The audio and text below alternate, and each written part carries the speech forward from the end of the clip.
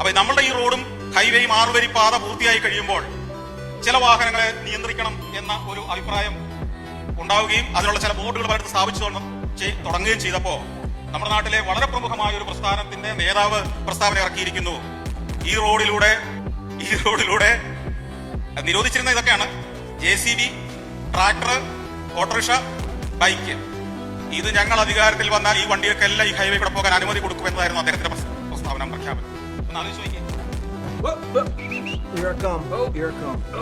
ഇപ്പൊ പല സ്ഥലത്ത് എഴുതി വെച്ചേക്കാണ് എന്താണ് ബൈക്കിന് പ്രവേശനമില്ല, ഓട്ടോറിക്ഷയ്ക്ക് പ്രവേശനമില്ല. ഈ ബൈക്കുകാരന്റെയും ഓട്ടോറിക്ഷക്കാരന്റെയും കാശ് മേടിച്ചിട്ടാണ് ഇത് പണിതേക്കുന്നത്. ഇങ്ങനെയല്ല നമ്മൾ ജനകീയനാവേണ്ടത്.